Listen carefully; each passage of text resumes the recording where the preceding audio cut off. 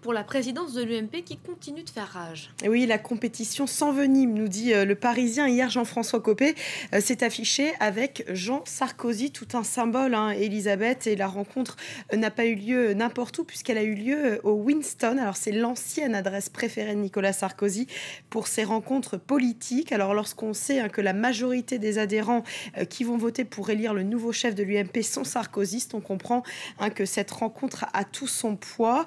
Alors, il faut dire que Jean-François Copé avait dû avaler une pilule un peu amère, nous dit le Parisien.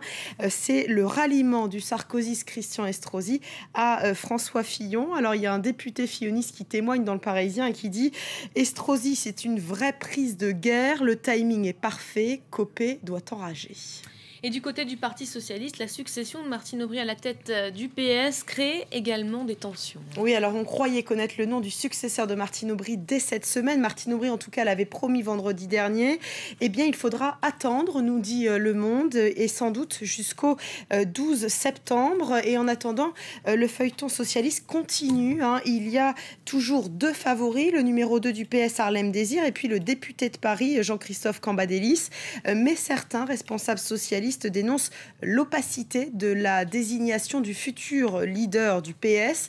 Et ça n'a pas échappé à Harlem Désir, le numéro 2, qui a soudain demandé qu'il y ait un vote ouvert des militants. Une requête de dernière minute, Elisabeth, qui semble bien être calculée, bien sûr. La Croix, de son côté, nous révèle ce matin un sondage réalisé pour la LICRA et qui nous dit que les Français ne banalisent pas le racisme. Oui, ils sont 85% à souhaiter que les propos racistes soient condamnés devant la justice. Alors c'est un paradoxe, nous dit la Croix, car il y a toujours plus de manifestations de racisme en France. Mais malgré tout, eh bien, le racisme reste dans l'esprit des Français un mal à combattre, ce qui est plutôt une bonne nouvelle. En revanche, on apprend aussi dans cette étude réalisée pour la LICRA, donc que les propos racistes prolifèrent sur Internet. Ça, c'est le Parisien qui nous le dit. Et le problème, c'est que des infractions, il y en a 10 à la seconde. C'est la responsable juridique de la LICRA qui le dit, car les internautes, en fait, prennent Internet comme un défouloir.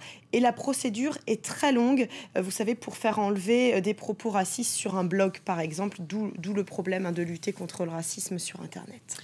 On en vient à cette mesure emblématique de la campagne de François Hollande qui avait fait à l'époque pas mal jaser, la taxation à 75% des revenus au-delà d'1 million d'euros.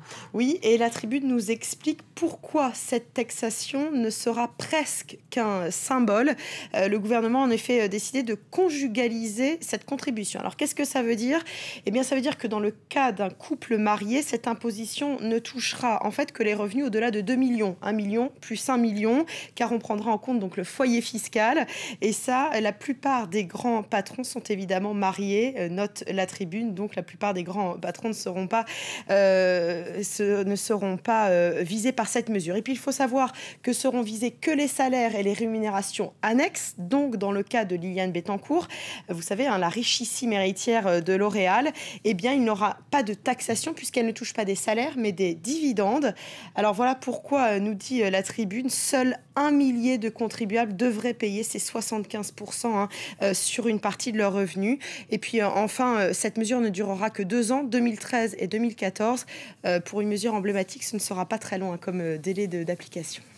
Et puis à lire également ce matin dans la Tribune un article sur le présentéisme. Alors c'est quoi déjà le présentéisme ? Eh bien le présentéisme, c'est être présent physiquement mais absent psychiquement. Alors la Tribune nous parle de cela parce qu'un sondage révèle que l'absentéisme au travail en France a reculé à son plus bas niveau depuis 2007.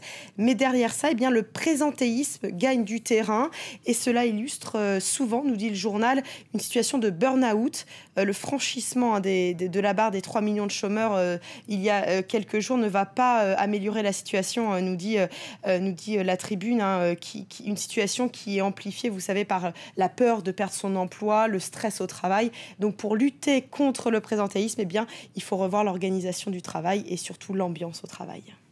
Merci beaucoup Natacha, c'était la revue de presse française. Il est 7h18 à Paris, on vous rappelle l'un des principaux titres de cette matinée, ces événements au Québec qualifiés par les médias locaux